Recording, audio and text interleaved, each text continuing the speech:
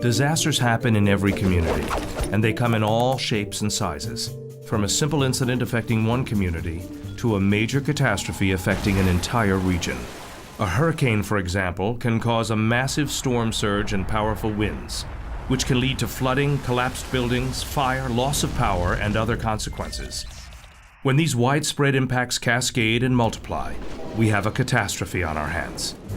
The Emergency Operations Center, or EOC, is where emergency managers see the totality of the catastrophe and where they connect to the executives who set policy and to the agencies working on the ground.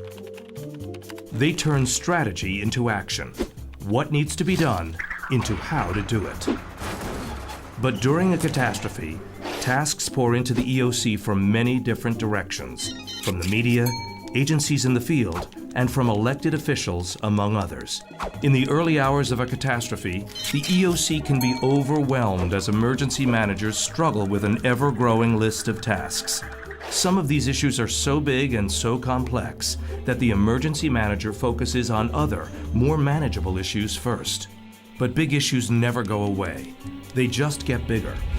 In fact, a single issue, if put off for a long time, could threaten the entire response. The key is to understand that these complex issues cannot be solved easily or quickly, and they cannot be solved alone. The EOC operates using teams, and it is up to the emergency managers to convene these teams to address important issues and respond to the disaster.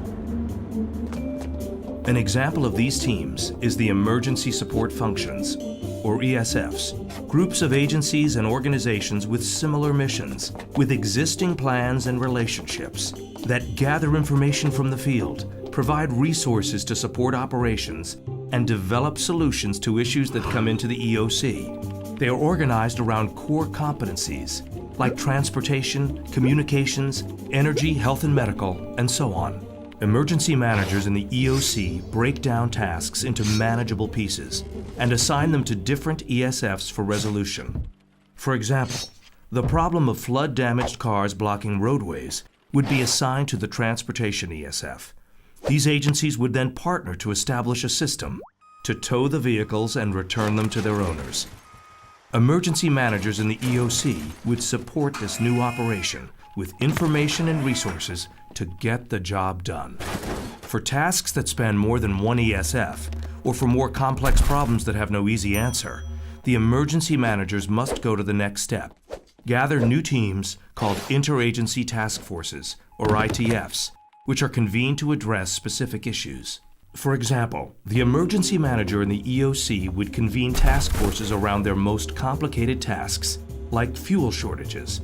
These task forces, made up of representatives from different agencies and organizations, as well as subject matter experts, are responsible for finding a solution. The work of the ITF can be broken down into several steps. First, understand the problem. How big is it? Where is it? And what is being experienced by the community? What are the possible solutions? And what is needed to solve it? Next, the team must determine a path forward. This may include agreeing to use an existing plan or writing a new plan where one does not exist. Once an interagency task force determines a solution, that course of action must be vetted through the chain of command and the decision-making hierarchy. Everyone with a stake in the problem needs to know the who, what, where, when, and how it will be done. It is the emergency manager's job to make sure that the right agencies and organizations are represented in the task force. This includes agencies with legal authority, agencies with assets, as well as representatives from nonprofits, academia, and the private sector. Interagency collaboration can only work if all the agencies with a stake in the problem are part of the solution. During a catastrophe, the number of problems coming through the door can quickly escalate and become overwhelming, even though it may seem impossible to tackle them all. The emergency managers are not alone. The system is designed to build teams around specific issues so the EOC can manage the consequences of the catastrophe. It is through teamwork that the emergency manager creates order out of chaos.